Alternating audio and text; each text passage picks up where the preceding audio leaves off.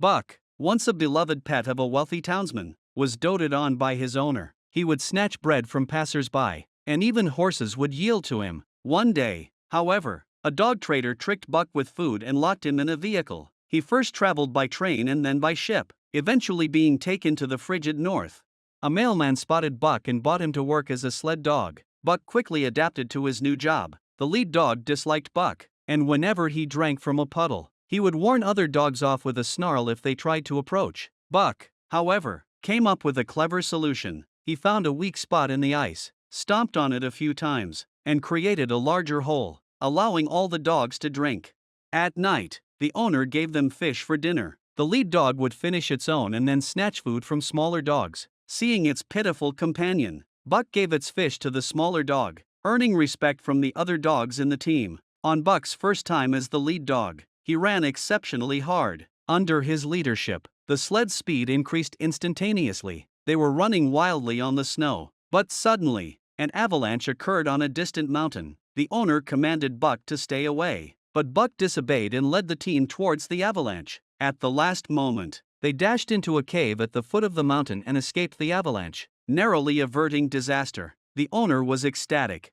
With Buck's exceptional physical strength, the sled team advanced rapidly and arrived at their destination before sunset. It was the first time in many years that they had arrived on time, and the entire town was astonished. When Buck saw the smiles on people's faces as they opened their letters, he finally understood the meaning of his work.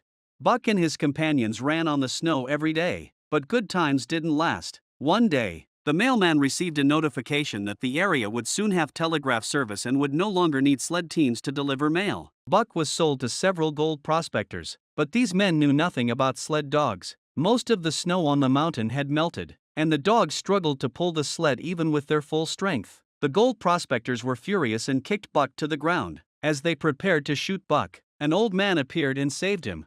Buck was unconscious for 2 days but finally woke up. Now he only had the old man to rely on. However, the old man was immersed in grief over the death of his son and would often get drunk. Seeing the old man in such a state, Buck decided to help him quit drinking. He knocked over the wine cup with his nose and carried the wine bottle outside, burying it in the snow. The old man had no choice but to give up. He once had a happy family, but his only son loved adventure and unfortunately died in an accident many years ago. His wife also left him, and he had been wandering ever since. They stared silently at the starry sky, and the old man decided to help his son fulfill his unfinished dream. He took out the map left by his son and headed to the place his son had once dreamed of. They were bathing in the river when suddenly Buck noticed something glinting at the bottom. It was gold. Seeing the joy on the old man's face, Buck wanted to help. He plunged into the water and retrieved a large golden stone, but seeing that the old man was holding smaller stones, Buck thought he had made a mistake and threw the large stone back into the river.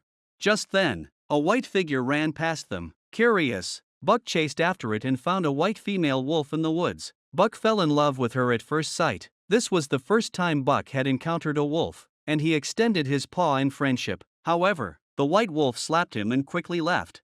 Later, the wolf king slipped and fell into the river. The fast-flowing water quickly carried him to the edge of a cliff, but he managed to grab hold of a dead tree. As the river threatened to swallow him, the wolves on the shore were in a panic. That's when Buck appeared. He jumped into the river and, with incredible strength, dragged the entire tree ashore, successfully rescuing the wolf king. From then on, Buck was accepted by the wolf pack. Buck traveled with the wolf pack across mountains and fields, and the wilderness ignited his wild instincts. He would bring the old man the prey he caught every day, whether it was a pheasant one day or a large fish the next. The white wolf visited Buck daily, and the old man understood that Buck had found his true home. He was happy to see Buck to the wolf pack.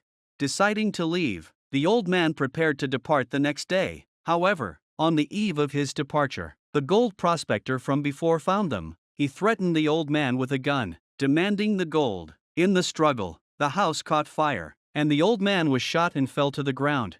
At that moment, Buck arrived. He knocked the man's gun away and began fighting back, pushing him into the burning cabin. The entire cabin collapsed in an instant. Buck rushed to the old man's side and tried to lift him up, but it was too late. The old man died in Buck's arms.